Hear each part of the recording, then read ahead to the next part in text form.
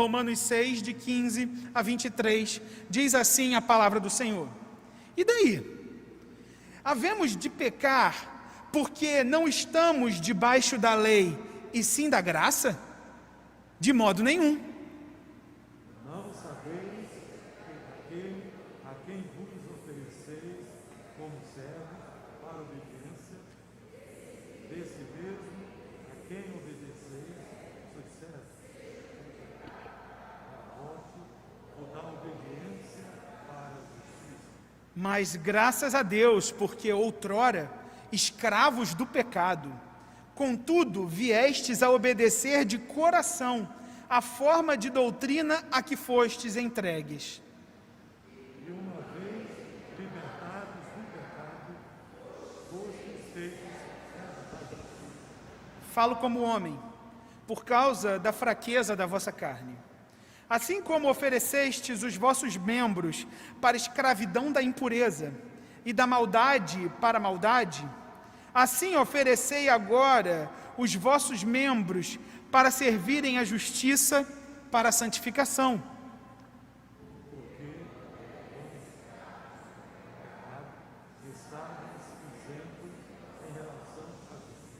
Naquele tempo, que resultados colhestes? Somente as coisas de que agora vos envergonhais, porque o fim delas é morte. Agora, porém, libertados do pecado, transformados em servos de Deus, tendes o vosso fruto para a santificação e por fim a vida eterna. Porque o salário do pecado é a morte, mas o dom gratuito de Deus é a vida eterna em Cristo Jesus, o nosso Senhor. Essa é a palavra do Senhor para essa noite. Que Deus ilumine as nossas mentes e corações. Existe um filme de 2013, não é tão antigo, que recentemente serviu de inspiração para uma série. O filme se chama Uma Noite de Crime. O roteiro gira em torno, basicamente, de uma lei, é uma ficção, de uma lei estadunidense que instituiu um período anual de 12 horas, do início da noite de um dia até o início da manhã do outro dia. Esse período não haveriam restrições com relação às leis, ou seja, é permitido que qualquer crime seja feito. Pouquíssimas exceções. Por exemplo, estupros, assassinatos, todos os tipos de maldade possíveis, tudo está autorizado. É às vezes até incentivado pelas autoridades. E essa é uma forma, lá no filme, que os governantes tomaram para dar liberdade a mais para os cidadãos, para colocarem para fora os seus instintos assassinos, o seu instinto transgressor, através do que eles chamam de uma noite de expurgo, de purificação. Então, por 12 horas, todas as leis, tudo vai por água abaixo e os cidadãos podem ter liberdade de fazer o que quiserem, sem serem punidos por isso.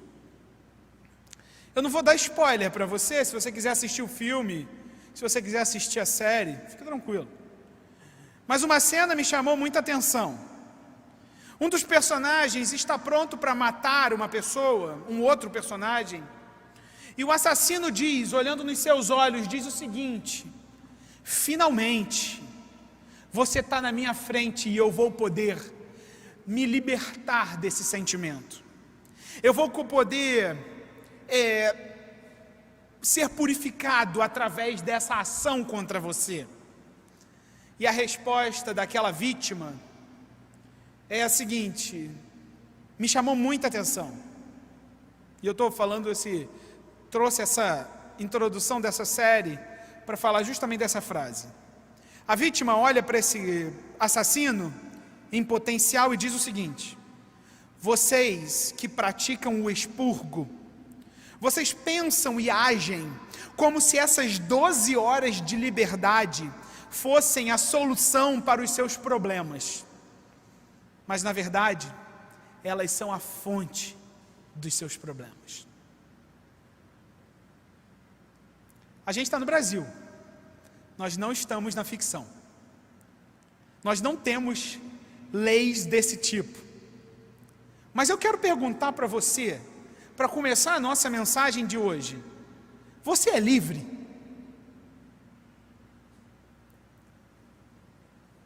Se amanhã, você que já está trabalhando presencialmente, vai almoçar com os seus colegas de trabalho, e no final da hora de almoço surge o papo: nós somos livres, o que você tem para falar? Você consegue definir o que é liberdade? Será que existe na sua vida verdadeira liberdade? Existe na nossa sociedade verdadeira liberdade? Existe no nosso mundo verdadeira liberdade? O que os seus colegas de trabalho têm a dizer sobre isso? As mulheres são livres? Os homens são livres?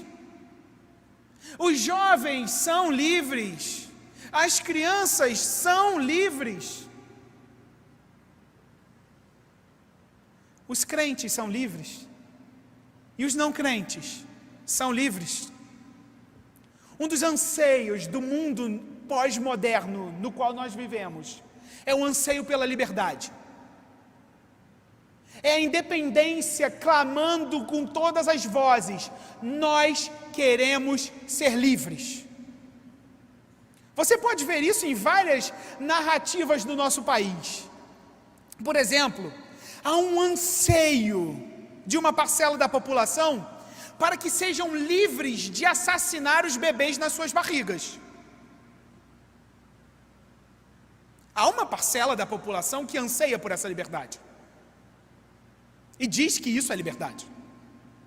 Há um anseio de outra parte da população do nosso país que diz o seguinte: olha, nós queremos que pessoas menores de idade, inclusive, tenham liberdade de mudar de sexo, de gênero. É um anseio por liberdade, dizem eles. Existe uma outra parcela da nossa população que anseia pela liberdade de carregar uma arma na sua cintura e poder se defender. E eles dizem: eu quero ter essa liberdade. A busca pela liberdade não tem limites. A pergunta que fica ainda é: você que está me ouvindo, você é livre? Hoje nós continuaremos, aqueles que nos visitam, durante os cultos da noite, a gente está numa série chamada Contramão, a lógica do reino. E a gente está estudando nos últimos domingos, já estamos na parte 8, essa é a 8ª mensagem, que o reino de Deus ele é estabelecido na contramão do mundo. E hoje nós veremos que enquanto o mundo clama por liberdade, enquanto o mundo anseia por ser independente, por cada um poder fazer o que vem na sua mente, no reino, na contramão do mundo, os escravos são os livres. No reino, os escravos são livres. E esse é o tema da nossa mensagem. Esse é o tema que eu gostaria de tratar com vocês. Se você fechou sua Bíblia, você pode abrir de novo, por favor? Romanos no capítulo 6, versículos 15 até 23. O apóstolo Paulo, quando escreve essa carta e chega no capítulo 6, é claro que ele já apresentou um bom plano de fundo para os seus leitores. Já vieram 5 capítulos antes. E o apóstolo Paulo, é interessante que nos capítulos anteriores, ele se dedicou a mostrar para os romanos Uma igreja que era composta por judeu, por religiosos, por gente que fazia parte do povo da aliança, tanto para os judeus quanto para os gentios, aqueles que tinham se convertido ao cristianismo, mas que não eram parte do povo da aliança. Havia uma rixa entre esses dois grupos, sobre quem era mais amado, quem era de fato o povo de Deus. Paulo mostra desde o primeiro capítulo para judeus religiosos e gentios que antes eram rebeldes, ele mostra o seguinte: todos os seres humanos estão debaixo do peso do pecado. Ele fala isso desde o capítulo 1, quando ele diz que o ser humano, por livre e espontânea vontade, se rebelou contra Deus e olha para o mundo e não reconhece a presença de Deus. Antes, ele olha para ele mesmo e se torna um adorador dele mesmo. Aí o apóstolo Paulo vai mostrar para aquele povo, para aqueles ouvintes, que por conta desse passado de rebeldia, todos estão como inimigos de Deus. Todos vão morrer. O preço a ser pago por todos é a morte. E aí a pergunta que fica é: o que a gente faz? Se todo mundo vai morrer, o que nós podemos fazer? E os judeus têm uma resposta: a gente pode seguir a lei, a gente pode obedecer, e aí quando a gente obedecer, a gente vai ser salvo. O que o apóstolo Paulo fala no capítulo 2? Olha, eu tenho uma má notícia para vocês, judeus. Quando vocês rompem um pedacinho da lei, vocês rompem a lei como um todo. Não há nenhum justo. E aí ele vira para os gentios e fala: não há nenhum justo. Todos pecaram e estão afastados de Deus. A salvação, diz Paulo, ele continua. Eu estou fazendo uma retrospectiva dos cinco primeiros capítulos para chegar no capítulo 6. Tenha um pouquinho de paciência, vai acabar rápido. A salvação, diz Paulo, não está no homem, não está no cumprir a lei, porque é impossível de cumprir a lei. Alguém condenado pelo pecado, ele não pode agradar a Deus, é o que diz Paulo. Paulo mostra que o ser humano ele está tão carregado de rebeldia contra Deus que ele não pode fazer o bem sozinho. Então Paulo apresenta a solução e diz: olha, você não pode se salvar, mas existe um que salva. E a fé no homem perfeito, no Deus perfeito, pode salvar a humanidade, pode salvar os filhos de Deus. E aí ele apresenta que o pecado entrou através de Adão no mundo, mas o pecado tem a salvação através de Cristo no mundo, e é Jesus, o Filho de Deus, que oferece salvação. E assim, no início do capítulo 6, ele mostra que o resultado dos filhos de Deus serem salvos é que eles são libertos do peso do pecado. Que o pecado não reina mais sobre eles. E a libertação do pecado é uma obra da graça divina. Nós já somos salvos. Os filhos de Deus já são salvos pela fé em Jesus. Já está feito. É por isso que o apóstolo Paulo, no finalzinho do versículo 14 e do 14, ele fala o seguinte: é por isso que vocês já não estão mais debaixo da lei. O que o apóstolo Paulo está dizendo aqui?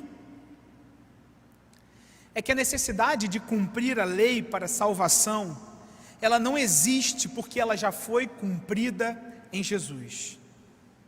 E é aqui que começa o nosso texto da noite.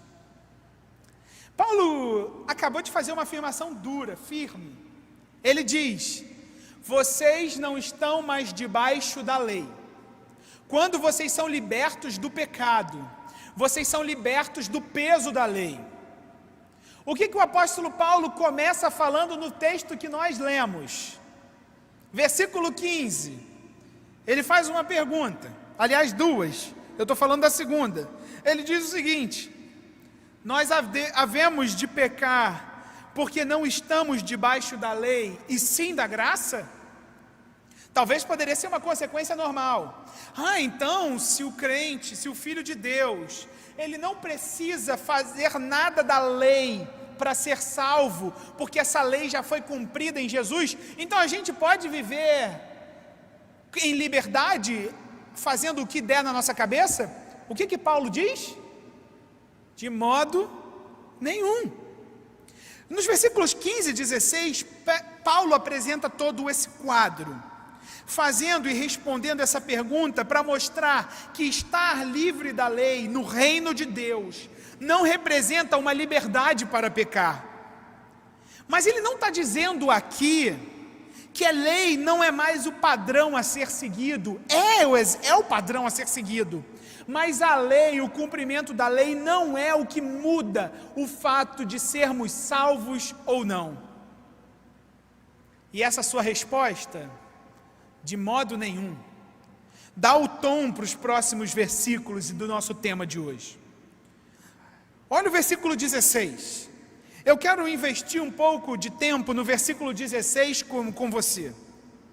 O versículo 16 fala assim: não sabeis que daquele a quem vos ofereceis como servos para a obediência, desse mesmo a quem obedeceis sois servos, seja do pecado para a morte ou da obediência para a justiça?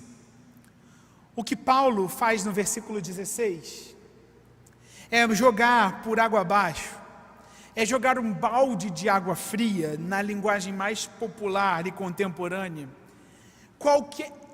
é para acabar com qualquer pretensão humana de ser o patrão, o controlador da sua própria vida. Cada um de nós, diz o versículo 16, crentes e não crentes, homens e mulheres, adultos e jovens, cada um de nós servimos a um mestre.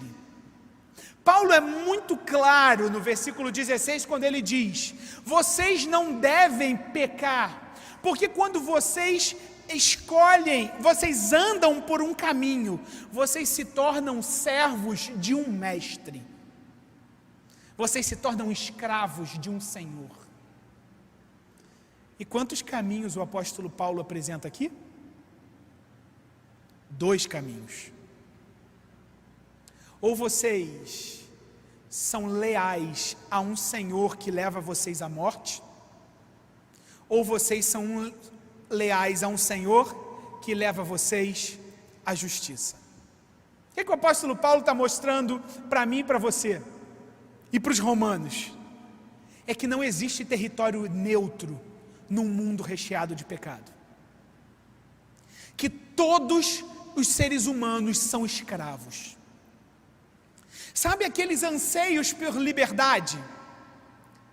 Os nossos jovens sabem o que é esperar fazer 18 anos para, enfim, achar que agora são muito livres. Só que não.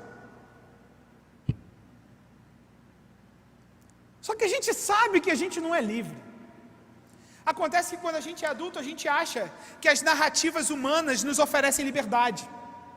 E a gente acha que, de fato, lutar pelos direitos iguais, ou por direitos absurdos, como o assassinato livre de bebês, é dar liberdade ao ser humano. Só que o apóstolo Paulo joga por água abaixo essa pretensão, dizendo: não há liberdade.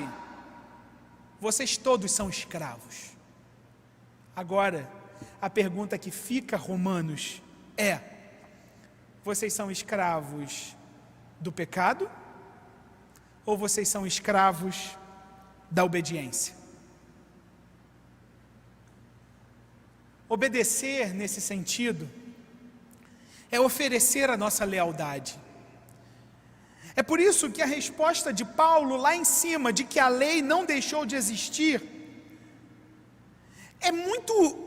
entra como uma cereja do bolo nesse contexto. Ou seja, quando nós somos salvos, nós apontamos para a lei de Deus, nós temos prazer na lei de Deus, Nós temos a possibilidade de obedecer à lei de Deus. Nós não somos mais escravos de um caminho anterior. Sabe aquele pensamento de que a lei de Deus é ruim, é pesada, que o crente não pode fazer nada? Você já ouviu isso? Ai, ser crente é muito ruim, não pode nada. Bom é ser livre. Isso, biblicamente, isso é a maior enrascada e armadilha que Satanás, através do pecado, coloca no ser humano. O apóstolo Paulo diz, Romanos, e isso ecoa até nós, Catedral Presbiteriana do Rio, não existe território neutro em lealdade no mundo. Ou nós servimos ao diabo, ou nós servimos ao Senhor. Ou as narrativas apontam para Cristo e para a sua redenção da história, ou as narrativas apontam para o pecado, para o ser humano e sua ousadia de querer ser como Deus. Não há liberdade no mundo. O ser humano nunca será livre sem Deus.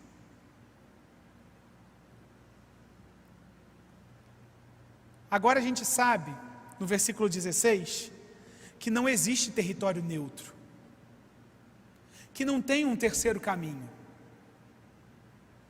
que a gente ou aponta para Cristo ou aponta para Satanás. Ou o mundo agrada ao Senhor, e só há uma forma de agradar ao Senhor através de Cristo Jesus e de sua lei, ou o mundo aponta para o diabo, o príncipe dessa terra. Todos nós seguimos a um mestre, ou um, ou outro. Todos nós acreditamos nas suas promessas, ou as de vida, ou as de morte. Todos nós declaramos lealdade através dos nossos comportamentos. Isso significa que quando nós pecamos e escolhemos pecar, nós estamos declarando que nós somos leais a Satanás e ao pecado. Que duro, não? A pergunta que continua ecoando na minha mente é: você é livre? Há um clamor pela independência, mas o que o apóstolo Paulo faz aqui é dizer: não há liberdade.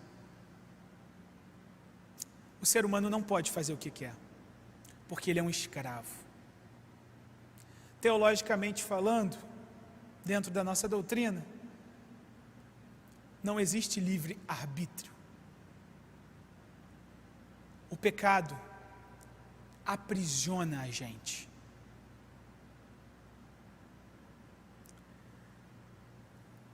E agora? Será que nós somos servos de Satanás? O versículo 17 e o 18 entram como um bálsamo de alegria na nossa mente. Porque o apóstolo Paulo começa dizendo o quê? Graças a Deus, porque outrora escravos do pecado. Aqui a ênfase se encontra, dentro da perspectiva que Paulo escreve, se encontra no tempo verbal.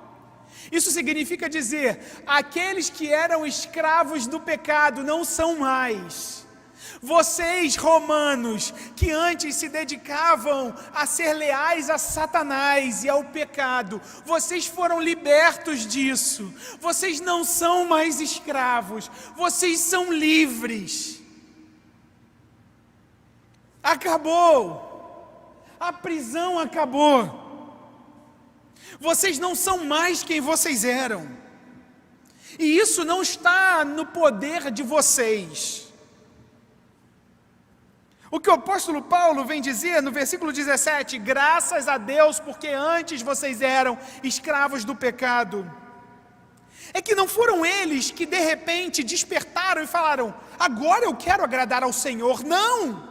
A salvação, a mudança de comportamento, a mudança de desejo para agradar ao Senhor é feita pelo próprio Deus.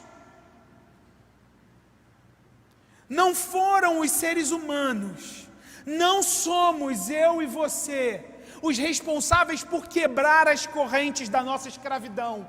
Antes, aquele que se fez servo quebrou as correntes na cruz do Calvário, para que em fé nós sejamos livres das amarras do pecado. Cristo Jesus liberta escravos do pecado. Em primeiro lugar, na nossa noite, no reino de Deus, os escravos são livres, porque eles foram libertos por Deus. A salvação é obra exclusiva de Deus. A Bíblia é muito clara quando mostra isso. Vocês antes eram escravos do pecado. Vocês não podiam escolher outra coisa, porque vocês serviam a um Senhor. Porque sem Deus, o ser humano ama o pecado. O ser humano odeia as coisas de Deus. Isso porque ele está cego. Ele tem prazer em realizar a sua própria vontade. Ele é um servo que ama o seu senhor Satanás, por mais que ele não saiba. Mas ele ama, porque ele está perdido.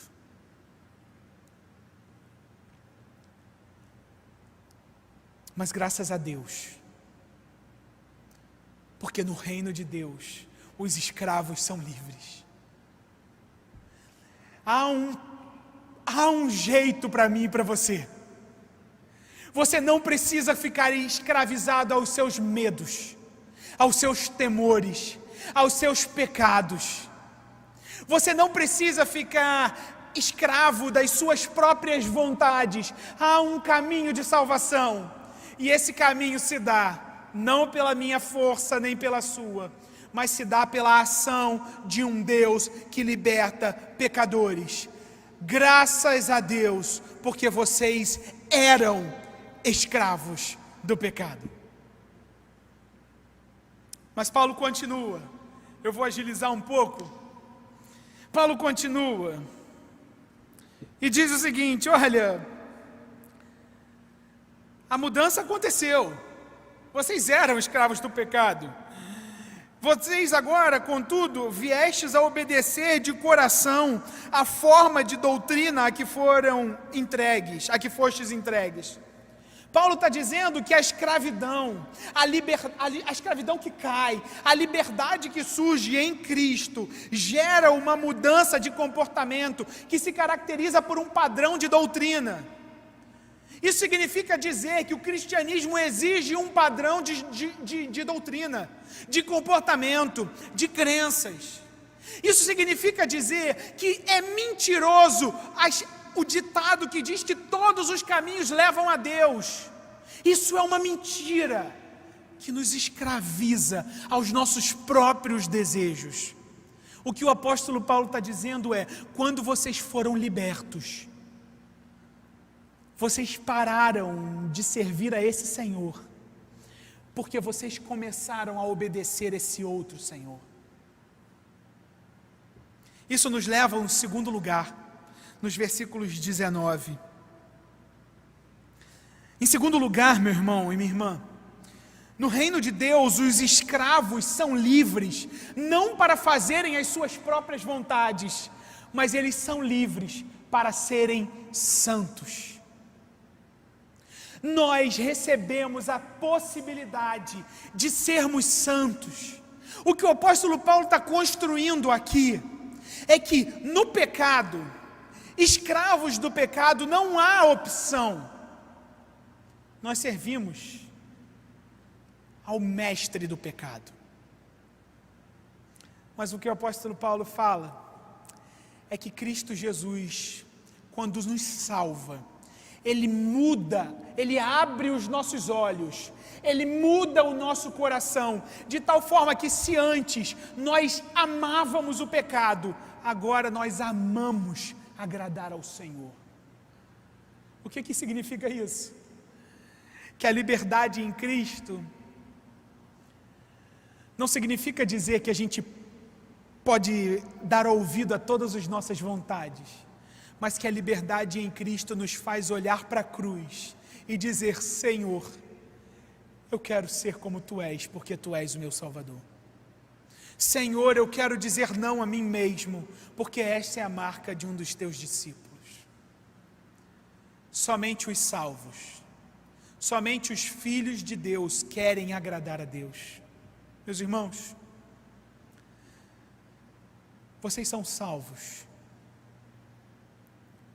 vocês são libertos para serem santos. Usem bem a liberdade de vocês, porque ela custou muito caro. Ela custou o sangue do Salvador. Ela custou a agonia de um Deus que é o Todo-Poderoso. O Deus Todo-Poderoso, Criador dos céus e da terra, escolheu ir a uma cruz, ter a sua pele perfurada, ser afastado de Deus por conta dos nossos pecados, para dizer para mim e para você: meu filho, eu não te chamo mais de escravo, eu te ofereço liberdade, seja santo.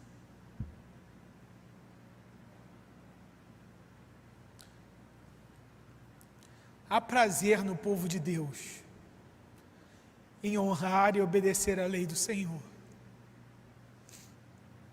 Usem a liberdade de vocês. Aliás, eu me incluo nessa. Usemos a nossa liberdade, não para dar ouvidos às nossas vozes,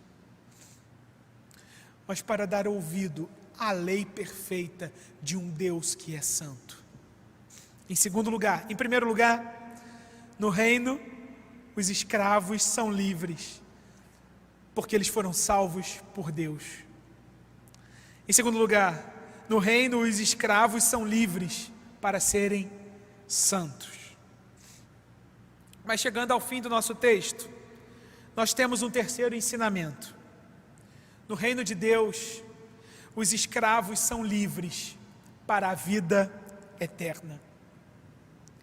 O Senhor não nos salva para sermos somente felizes aqui na terra. O Senhor nos salva para vivermos em eternidade ao lado dEle, em gozo eterno, em alegria eterna, em satisfação eterna.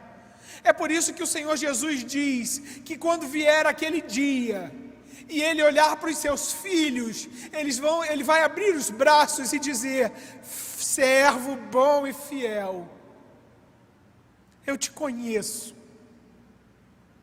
entra no gozo do teu Senhor. A nossa perspectiva não é pela felicidade aqui no mundo. A nossa perspectiva é porque um dia o Senhor nos salvou e nos guiará eternamente em louvor de sua glória. Nós não olhamos somente para essa igreja e vemos e contemplamos esses vitrais, essas colunas, esses bancos. Nós apontamos para um reino eterno, onde tudo isso aqui passará. E nós estaremos completamente satisfeitos diante de um Deus que é totalmente santo. O apóstolo Paulo termina o texto dizendo: lembram aqueles dois caminhos? Lembram aqueles dois senhores? Lembram que não há liberdade? Os dois caminhos são muito marcados. Um deles, versículo 23, um deles tem como pagamento a morte, mas o outro deles tem como pagamento a vida eterna em Cristo Jesus, o nosso Senhor. Não há caminho neutro. Não há. No reino de Deus, em um mundo onde clama por independência, no reino de Deus, Ser livre é ser escravo do Senhor. No reino de Deus, o escravo do Senhor é aquele que experimenta a verdadeira liberdade. Por quê? Porque ele é salvo e liberto por Deus para a santidade e para a vida eterna. 3 elementos que nos fazem repensar a nossa vida enquanto servos do Senhor. Eu continuo te instigando a pensar a quem você tem sido leal. Eu quero te lembrar, não existe território neutro. A quem você tem sido leal? E eu sempre termino a minha pregação, por mais que isso fique repetitivo, mas uma hora vocês decoram e já está naturalmente, fazendo uma pergunta. O que é que isso tudo tem a ver com a minha vida e a sua? Como é que nós saímos daqui hoje, prontos para aplicar essas verdades? E eu queria fazer 3 aplicações rápidas, que podem te ajudar a como que nós vivemos a contramão do mundo.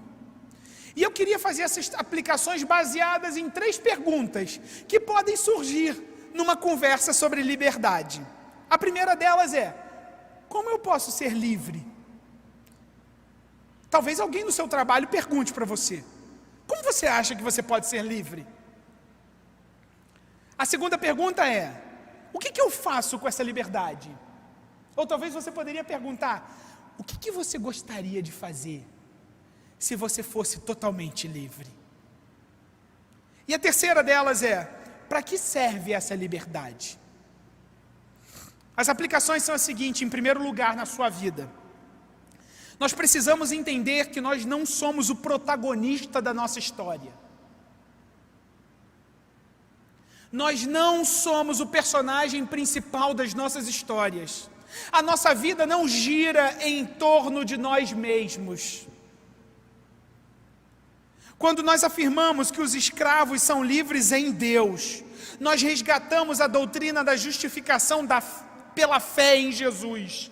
Só há um novo caminho por causa de Jesus. A nossa vida é sobre Jesus. A nossa igreja aponta para Jesus. O nosso pensamento, os nossos comportamentos devem apontar para Jesus.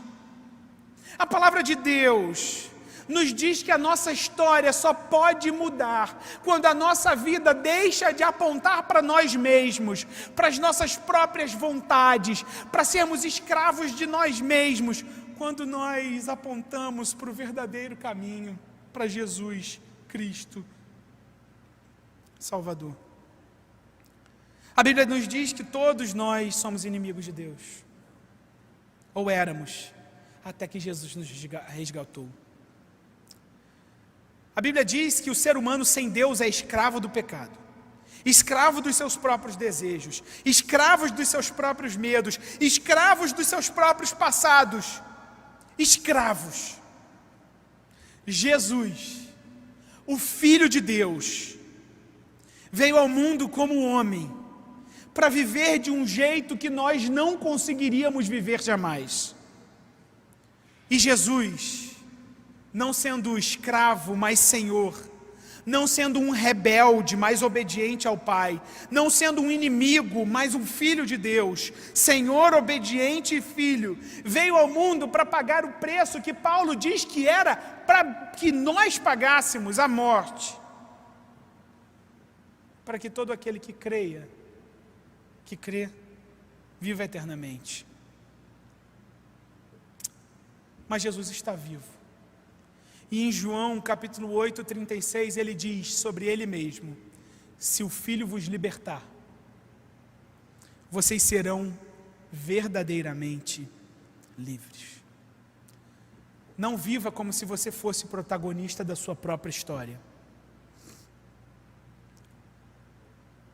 O mundo gira, o mundo dos cristãos gira de forma a apontar para a soberania de Cristo Jesus nas nossas vidas. Há um caminho de liberdade para você. Mas em segundo lugar, A graça da salvação não anula o privilégio da santidade. Viva de acordo com o padrão que Deus estabeleceu. Cuidado com narrativas que clamam, que chamam para si a perspectiva de te dar liberdade. Tudo isso é uma mentira, porque não existe liberdade plena sem Deus. Não pense que liberdade real é fazer o que você quiser na hora que você quiser. O feminismo, o direito ao aborto, o direito de ter uma arma e andar com ela, a liberdade sexual, ou qualquer outra narrativa que chame para si a responsabilidade de te dar liberdade, é mentirosa. Viva na lei do Senhor, porque só há liberdade plena em Cristo.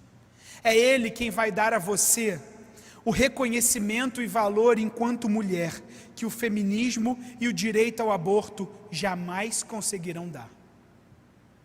É Ele que vai te dar a segurança e cuidado que você precisa, que uma arma na sua cintura jamais vai dar. Essas são narrativas mentirosas. Você não vai conseguir o que eles estão prometendo. É o Senhor que vai te dar satisfação maior do que qualquer parceiro sexual descompromissado. Você não é mais escravo de tudo isso. Você é liberto. Viva em santidade. O crente, ele defende as bandeiras do Evangelho e não de outras narrativas mentirosas. Qualquer narrativa que não aponta para o Evangelho é escravidão a Satanás. É o que o apóstolo Paulo diz, é o que a Bíblia diz, e é o que nós assinamos embaixo. Mas para terminar, lembra, você não é o protagonista da sua história, ignore qualquer narrativa que não aponta para o Evangelho, mas por fim, viva de olho na eternidade. A nossa vida de verdade está por vir, meus irmãos.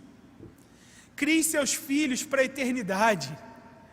Case com alguém de olho na eternidade.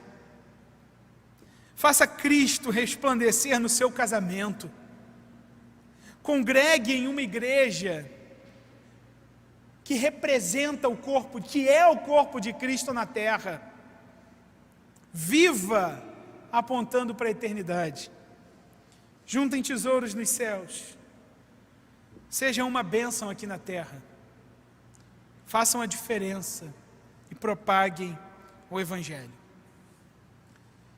Essas 3 aplicações que eu queria trazer para você. O nosso texto terminou, a nossa pregação está terminando, mas voltando àquela série que eu falei lá no início. Da mesma forma como as 12 horas sem leis jamais resolvem os anseios da população sobre a sua liberdade, não há como ser livre com qualquer caminho fora do Senhor. E se eu te fizesse novamente aquela pergunta: você é livre? Você está preparado para conversar sobre isso amanhã com seus colegas de trabalho? Responde para você mesmo: você é livre? Nós não somos mais escravos do pecado. E nós podemos dizer, como Agostinho de Hipona disse há tantos séculos atrás: torna-me teu escravo, ó Deus, e então serei livre. Contramão, a lógica do reino. No reino, os escravos são livres, porque eles são libertos em Deus, para a santidade e para a vida eterna. Que Ele nos use para propagar e buscar a verdadeira liberdade que há em Cristo. Que Deus te abençoe, meu irmão.